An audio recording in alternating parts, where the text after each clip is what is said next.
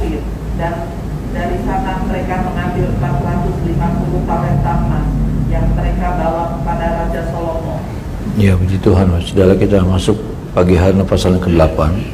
Kita akan lihat pada ayat yang ke-12 sampai ayatnya yang ke-16. 12 sampai ayat yang ke-16. Sama-sama kita baca 1, 2, 3. Lalu Salomo mempersembahkan korban bakaran mezbah Tuhan yang didirikannya di depan balai bait suci sesuai dengan apa yang menurut perintah Musa ditetapkan sebagai korban untuk setiap hari, yakni pada hari-hari Sabat, pada bulan-bulan baru, dan 3 kali setahun pada hari-hari raya, pada hari raya roti tidak beragi, pada hari raya 7 minggu, dan pada hari raya Pondok Daud. Dan menurut peraturan Daud ayahnya, ia menetapkan rombongan para imam dalam tugas jabatan mereka, dan orang-orang Lewi dalam tugas menyanyikan puji-pujian dan menyelenggarakan ibadah di hadapan para imam setiap hari menurut yang ditetapkan untuk hari itu, dan juga penunggu-penunggu pintu gerbang dalam rombongan mereka untuk setiap pintu gerbang. Karena demikianlah perintah Daud abdi Allah. Mereka tidak menyimpang dari perintah raja mengenai para imam dan orang-orang Lewi dalam perkara apapun, juga mengenai perbenaraan. Maka terlaksanalah segala pekerjaan Salomo, dan Tuhan diletakkan sampai kepada hari rumah itu selesai. Dengan demikian selesailah sudah rumah Tuhan. Amin. Saudara, kita melihat bagaimana selesai sudah, saudaraku, apa yang dikerjakan oleh Salomo. Ayat yang pertama berkata, setelah lewat 20 tahun selesailah Salomo mendirikan rumah Tuhan dan istananya sendiri. Ternyata sampai 20 tahun, saudara. Ya, 20 tahun penyelesaian segala sesuatu, dari peletakan batu pertama rumah Tuhan sampai kemudian selesai segala sesuatunya, memakan waktu 20 tahun. Dan kita melihat bagaimana ayat-ayat ini menceritakan tentang apa yang masih dikerjakan Salomo buat Tuhan. Saya mau bilang begini, sampai di sini, saudara, sampai di sini semua masih baik-baik saja. Sampai di sini semua masih baik-baik, saudara. Ya. Tidak ada perubahan, tidak ada hal-hal yang aneh dari Salomo. Ya. Semua masih dia kerjakan dengan baik. Ya, kalau sudah melihat, dia masih mengatur segala sesuatunya dalam ibadah, dalam pelayanan, apa yang ditugaskan sama Daud, dia masih kerjakan dengan seksama, dengan sungguh-sungguh, Bapak Saudara.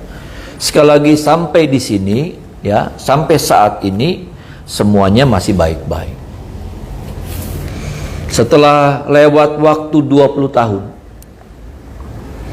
artinya kurang lebih selama 20 tahun juga lah Salomo sudah menjabat sebagai raja. Semua masih baik-baik. Tetapi yang saya mau bilang begini, saudaraku, ya, masalahnya adalah Salomo masih harus melewati bab demi bab dalam hidupnya. Selama 20 tahun sudah ada bab-bab dalam hidupnya yang sudah dia lewati, yang dia sudah selesaikan. Tetapi bab itu masih ada di depan, ya, bab kehidupan, saudara, belum selesai, ya, belum berakhir. Masih ada bab-bab yang lain, bab-bab baru dalam hidup Salomo yang Salomo harus lewati. Sampai pada 20 tahun dia jadi raja, dan dia sudah menyelesaikan banyak hal, ya. Bab-bab dalam hidupnya selama 20 tahun, saya tidak tahu berapa bab, saudara, kalau itu dibuat bab dalam buku, ya. Tapi sudah banyak bab-bab yang dia sudah lewati, dan semuanya baik. Ceritanya tentang sesuatu yang baik, sesuatu yang bagus, sesuatu yang indah. Tetapi sekali lagi saya mau ingatkan bahwa belum berakhir ternyata, ya. Masih ada bab-bab lain di depan dalam hidup Salomo yang masih harus dia jalani, yang masih harus dia kerjakan, yang masih harus dia isi dengan sebuah cerita-cerita dalam hidup. Dan kalau saudara melihat setelah itu, maka isi daripada bab-bab berikutnya dalam hidup Salomo jadi sebuah cerita yang berubah. Jadi sebuah cerita yang berlawanan. Nanti kalau sudah teruskan ini, sudah pasal-pasal ke depan, maka itu ceritanya jadi berubah. Ceritanya jadi tidak sama lagi. Selama 20 tahun, saudara, ya, kalau sekali saya gambarkan dalam bab, dalam buku, ya, novel kah apa, ceritanya masih satu rangkaian. Dia dilantik jadi raja, dia ditabiskan jadi raja, lalu kemudian dia mulai mengatur segala sesuatunya, dia bertanggung jawab atas segala sesuatunya. Dia sangat berkomitmen dengan apa yang Tuhan percayakan kepada dia, tanggung jawab, jadi raja, ya, jadi pemimpin dalam segala sesuatunya. Dia masih kerjakan dengan baik-baik, dengan bagus, dengan yang terbaik, saudara.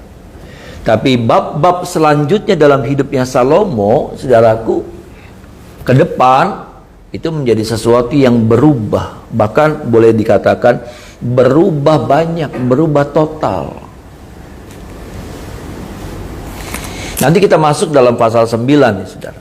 Ya, bagaimana Ratu Seba berkunjung kepada Salomo, memuji kehebatan Salomo, ya, terkagum-kagum dengan semua yang ada pada Salomo. Di pasal 8 kalau saudara melihat, Salomo masih punya ketegasan. Salomo masih punya prinsip-prinsip yang baik.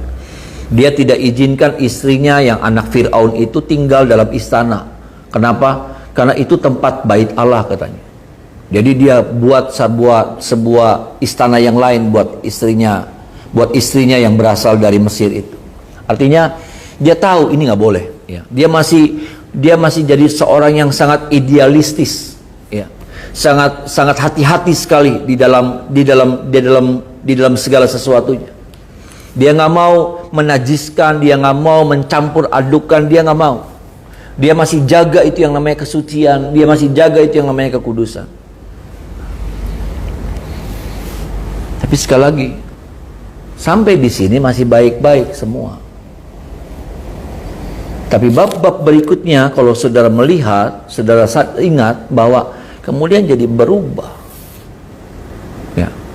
Ceritanya mulai dari abu-abu muda, ya, dari broken white lah, ya. Perubahan itu tuh, saudara, ya, yang saya lihat mulai dari broken white, ya. Broken white udah mulai tambah apa ya? Tambah menua, tambah tua itu. Abu-abunya udah mulai abu-abu muda, ya. Dia tidak langsung jadi abu-abu tua, ya, dari broken white nih, saudara. Ya, dari broken white dia tidak langsung berubah jadi abu-abu tua, tapi dia berubah dulu dari abu-abu muda, apa ya, abu-abu muda pias lah, apa ya gitu maksudnya. Terus mulai tambah menuain dikit, terus tambah tua, jadi abu-abu tua. Nggak berhenti sampai di situ ternyata. Cerita tentang Salomo nggak berhenti sampai terus, sampai hitam, sampai gelap.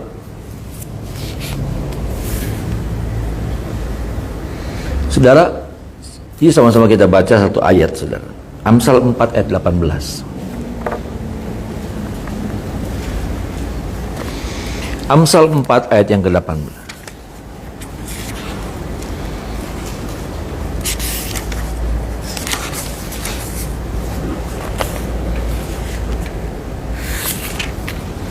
Sama-sama kita baca ayat ini. Sama-sama kita baca, saudara. 1, 2, 3. Tetapi jalan orang benar itu seperti cahaya fajar yang kian bertambah terang. Amin, saudara. Ternyata perjalanan orang benar itu mengalahkan waktu. Saya sering kali bilang waktu tuh, saudara, waktu tuh punya kekuatan yang kadangkala apa ya, saudara, kekuatan yang merusak, kekuatan yang merubah, kekuatan yang menggoncangkan banyak hal, mengubahkan banyak hal. Itulah kekuatan waktu, ya, kekuatan waktu. Waktu merubah banyak hal, ya. Kebersamaan jadi hilang karena perjalanan waktu. Saya ingat berapa tahun lalu saya masih bisa kalau jalan, kalau kita lagi ada apa saudara, atau kita lagi mau makan satu keluarga kakak, maksudnya kakak-kakak saya, ya kita masih kumpul. Dulu kita kumpul di ulang tahun papanya Ariel yang ke-60, tahun berapa sih? Ya masih kumpul kakak-kakak semuanya. Sekarang udah banyak yang hilang, papanya Ariel, Robi, Edu, kakak saya. Ada 3. Dengan berjalannya waktu, saudara, yang gak terlalu lama ini, yang gak terlalu lama, udah 3 orang yang sudah gak ada. Dari situ saja kita melihat waktu itu merubah banyak hal. Waktu merubah banyak hal. Waktu merubah kecantikan, ya, kemudaan kita, kegagahan, kegantengan kita udah mulai, ya, nah pada melorot, saudara, ini melorot.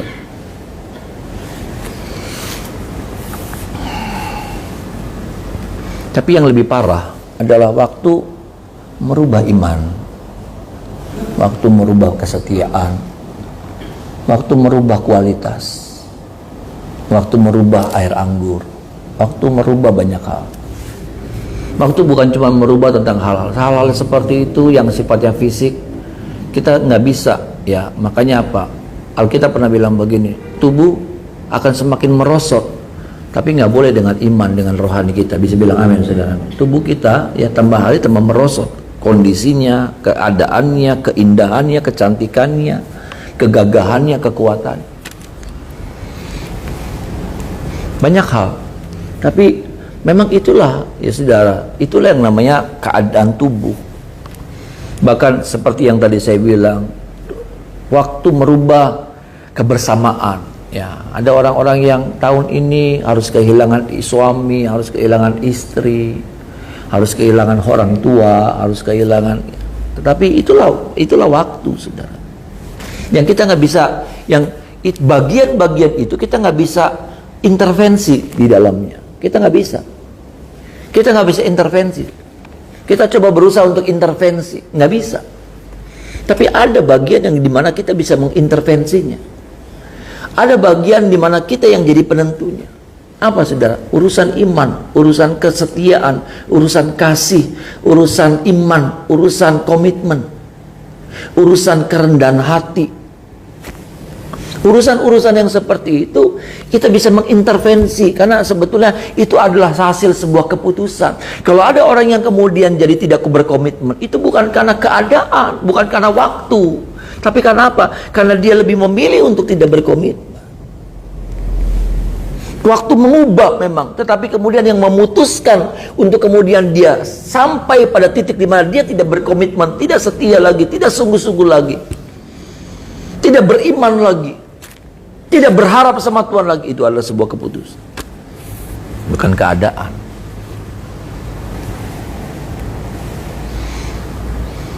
Itulah sebabnya Amsal bilang begini, saudaraku. Ya, Amsal, ya, Salomo sendiri yang bilang, ya, orang benar itu perjalanannya seperti itu. Kian bertambah hari, bertambah terang, sampai pada rembang tengah. Sampai pada apa? Sampai pada memang waktunya harus selesai. Tapi selama dia masih harus bercahaya, ya dia bercahaya. Dia bercahaya dengan semestinya. Nah, ini yang tidak mudah nih, saudara. Sampai di sini semua baik-baik. Sampai di tahun ini semua baik-baik. Saya cuma bilang begini, ya, baik-baik dalam pengertian rohani. Saya lebih menekankan kepada hal rohani, imankah, pengharapan, komitmen kita kah, kesetiaan, ketaatan kita kah. Sampai di sini semua masih baik-baik, puji Tuhan. Tetapi maaf, masih ada bab-bab di depan hidup kita yang masih harus kita lewati, yang masih harus kita isi. Cerita bab-bab di depan masih sebuah halaman kosong, lembaran-lembaran kosong, yang kemudian masih menunggu apa yang kita mau tulis di halaman-halaman kosong itu. Jangan bangga dengan cerita 20 tahun kemarin. Salomo 20 tahun loh saudara. Dia habis-habisan buat Tuhan 20 tahun. Dia habis-habisan, dia curahkan konsentrasi yang terbaik buat pembangunan bait Allah, istana dan lain sebagainya.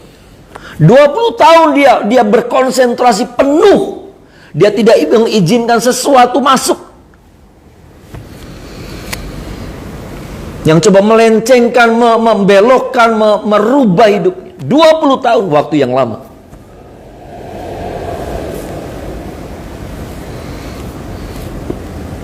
Dia habiskan segala sesuatunya yang terbaik. Dia beri segala sesuatu yang terbaik. 20 tahun, waktu yang hebat. Tapi sekali lagi, setelah 20 tahun, masih ada bab-bab di depan yang masih kosong, yang masih menunggu untuk dia isi, dia tulis. Dan ternyata ceritanya berubah.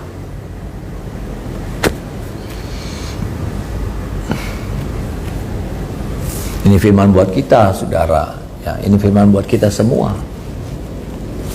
Karena tantangan kita adalah sama, mengalahkan waktu, melewati waktu. Saya tidak tahu masih berapa banyak lagi waktu-waktu yang kita akan jalan.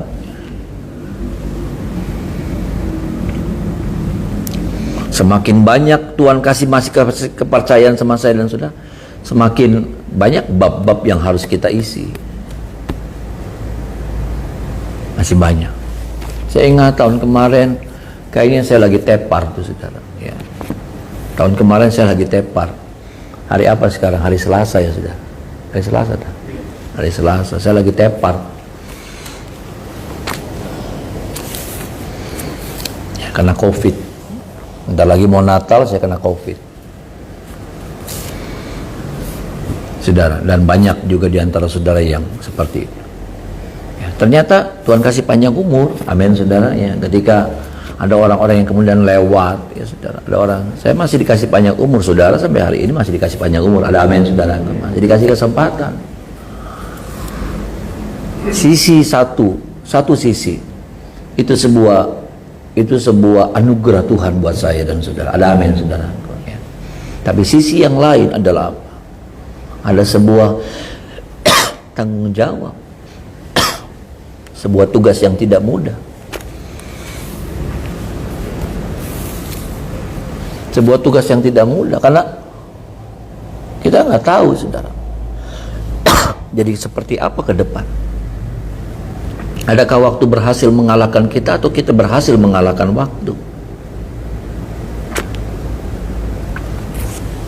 Kenapa? Karena dalam perjalanan waktu yang kita alami, kita akan mengalami keadaan-keadaan. Kita akan mengalami kejadian-kejadian, baik yang enak, baik yang tidak enak.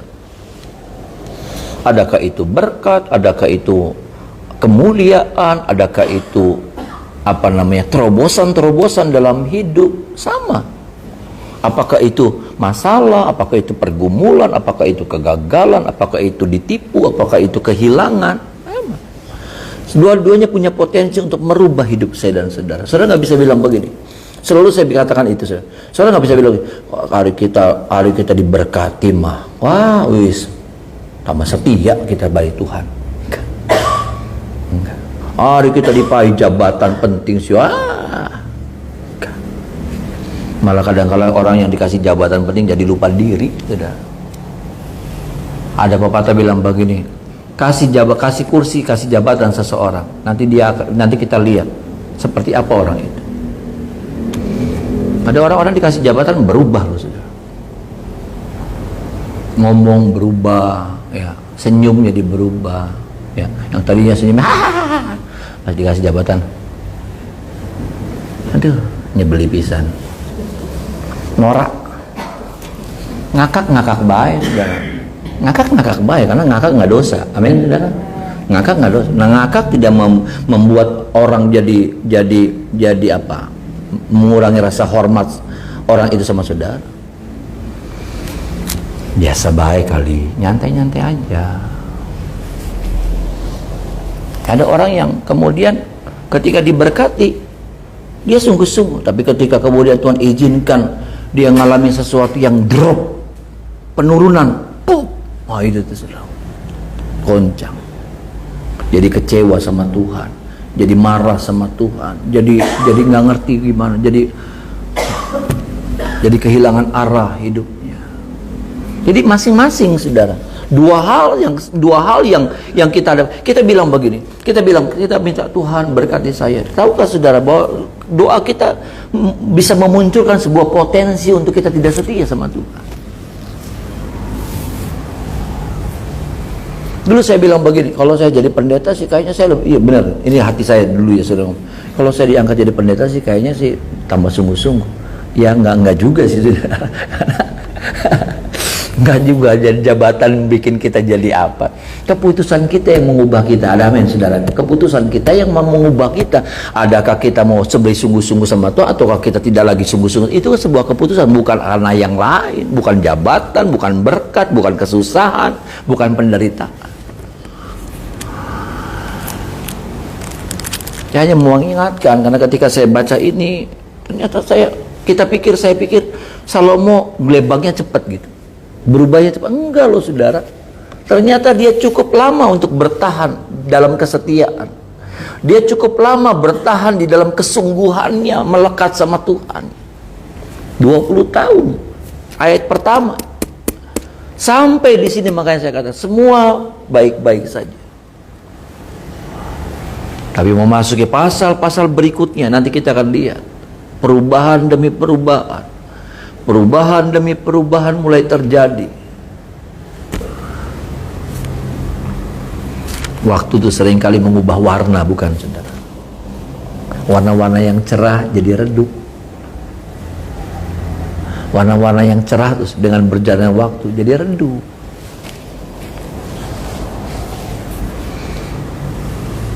Nggak gampang. Firman Tuhan lagi ngingetin saya dan saudara pagi hari ini. Sampai di sini seperti apa kita? Baik, puji Tuhan. Puji Tuhan. Sampai di 2021 kita baik. Kita masih melekat, kita masih cinta sama Tuhan. Baik, puji Tuhan. Tapi bukankah perjalanan kita masih ada di hari-hari ke depan? Masih harus melewati hari-hari ke depan.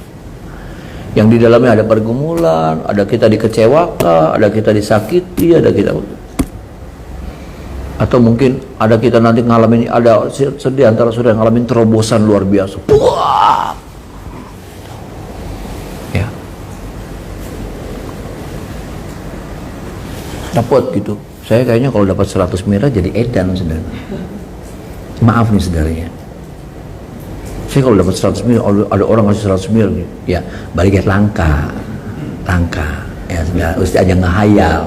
Cuman kalau ya jadi edan. Maksudnya bukan edan keleleran, maksudnya edan, otaknya edan, hatinya jadi edan. Ya maaf nih saudara, saya harus jujur ya saudara, karena bisa apa baik 100 miliar ya saudara. Buat saya, kalau orang-orang lain ya 100 miliar mah udah biasa, tapi buat saya yang ya kayak gitu ya saudara, ya melihat duit jarang ya saudara, duit gede itu jarang ya, kayaknya edan. Makanya Tuhan nggak ngizin. Makanya saya pasti percaya Tuhan kasih kita berkat sesuai dengan kadar kemampuan kita. Ada amin saudara. Karena kalau kita dikasih kadar yang lebih, bahaya. Saya kalau dikasih kadar yang lebih, yang melewati batas, seperti apa? Seperti cobaan juga kata Tuhan tidak melebihi kekuatan kita. Bisa bilang amin saudara. Cobaan, ujian itu tidak melebihi daripada kekuatan kita. Sama, berkat juga tidak akan melebihi daripada takaran kekuatan kita. Jadi apa? Yang kalau saya dan saudara mau ngalamin yang namanya terobosan yang besar, maka kapasitas kita yang harus kita perbesar. Bisa bilang amin saudara. Kapasitas hati kita, kapasitas iman kita, supaya apa? Ketika berkat itu melimpah, kita nggak jadi kaget, syok, jadi lupa diri gitu saudara. Jadi pingsan berkepanjangan, enggak. Jadi lupa diri berkepanjangan, enggak. Kenapa? Karena kita punya kapasitas yang besar.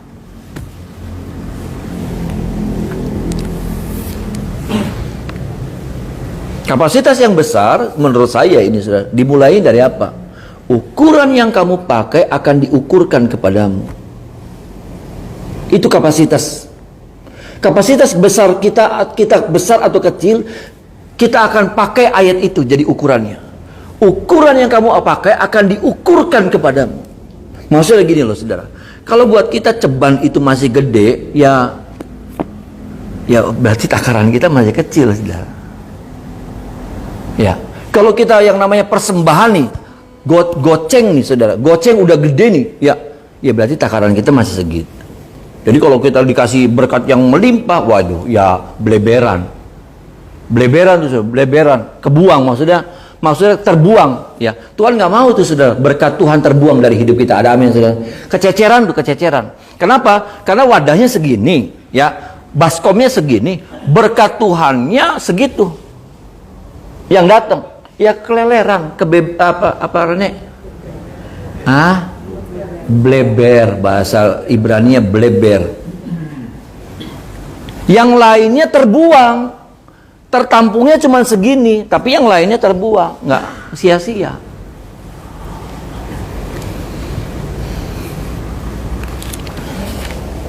Kita kembali kepada inti daripada renungan kita, firman Tuhan pagi hari. Sebentar kita akan melewati 2021, masuk di 2022. Bukan cuma tahun yang kita lewati, tapi kita memasuki sebuah babak-babak baru dalam hidup ini.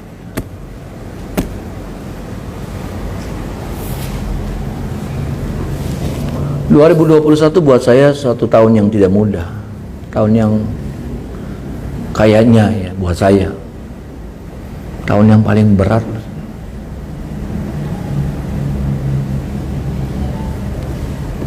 Tapi ya akhirnya bisa dilewatin juga ya saudara, ya. Kita sudah melewati banyak tahun-tahun berat dalam hidup kita, ya. Dan kita nggak tahu tahun 2022 apalagi yang kita akan hadapi. Tapi apapun, yang saya cuma mau bilang begini, persiapkan iman kita. Ada amin saudara.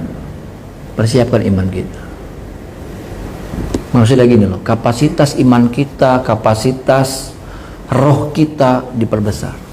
Karena gini, kalau kapasitas kita diperbesar, kalau ada masalah gitu, kalau kapasitas hati kita jadi seruangan ini, kalau ada masalah yang datang, ya saudara, kalau ada masalah yang datang sepohon ini, pohon bohongan ini, pohon Natal bohongan ini, saudara, ya datang, nggak gede-gede amat. Betul nggak saudara? Kenapa? Karena kita punya kapasitas ruang hati kita ini segede ini.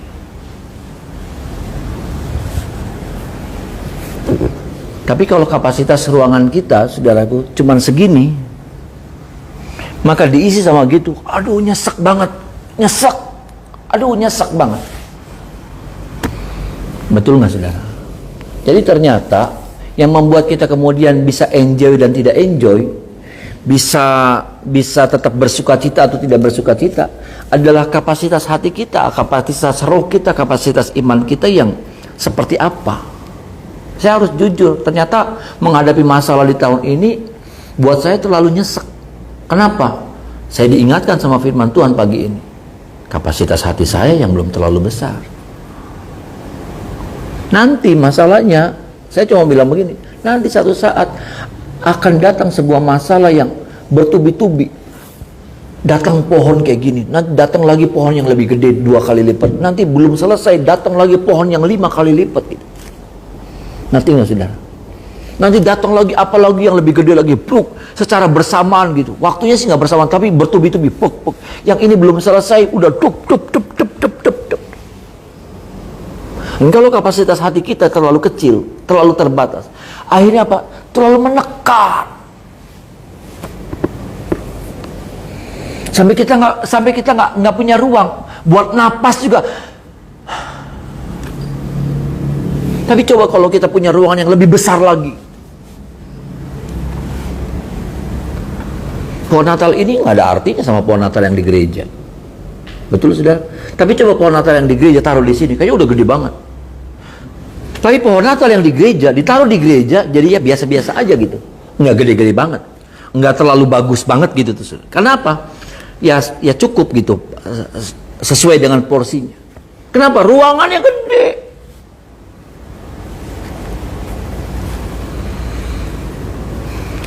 Ternyata Salomo sampai di titik itu, kapasitasnya masih mencukupi.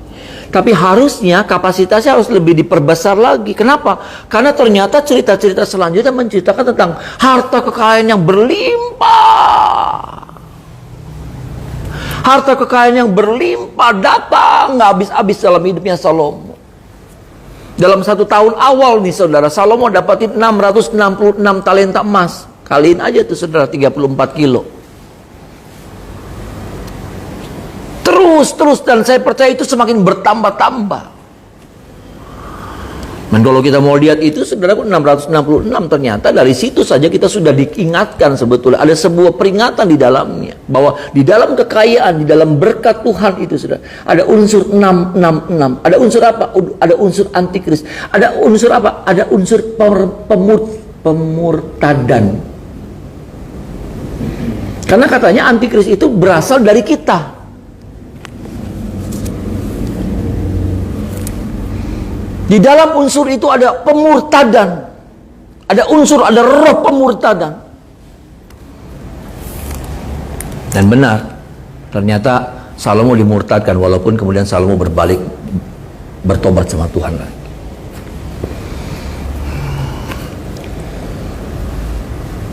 Ke depan ternyata Salomo, saudaraku, nggak pernah nyangka, waduh itu ngalir saudara, ngalir berkat, apalagi ketika dia selesai membangun bait Allah, ada berkat Tuhan. Saya melihatnya ada orang-orang yang selesai, kita gereja yang selesai membangun bait rumah Tuhan, sudah berkatnya mengalir. Dan sama Salomo juga mengalir berkatnya, waduh nggak habis-habis. Yang jadi masalahnya gudangnya nggak digedein, gudangnya nih nggak digedein. Salomo lupa itu. Kapasitasnya nggak digedein, akhirnya apa? Berantakan, luber, bleberan, sampai akhirnya terbuang. 700 istri, 300 gundik saudara. Mau model kayak apa be anak? India he, apa maning, Pakistan he, apa macam-macam, komplit saudara ya. Rambut ikal, rambut lurus, rambut pendek, rambut panjang, rambut apa bayan? Hidung mancung, hidung pesek, mata sipit, mata bulat, mata belok, ada kabeh. Ya saudara, 1000 ceceng, akeh lah. Itu kalau muter tuh saudara, kalau muter saudara, 1000 hari kemudian ketemu maning meh gitu saudara ya, meh pripen kabare warasta. 1000 hari kemudian, 1000 hari berarti 2 tahun lebih baru ketemu lagi tuh istri yang itu. Nggak tahu ya saudara, kalau dia minum tongli sih saudara ya, nggak ngerti juga sih kalau dia beli di apa gitu ya. Tapi jadi kayak gitu tuh saudara. Jadi seperti itu. Yang tadinya coba lihat saudara, pasal 8. Waduh, istri Fir'aun mau masuk istana Raja Daud aja nggak boleh. Nggak layak kamu. Idealistis banget.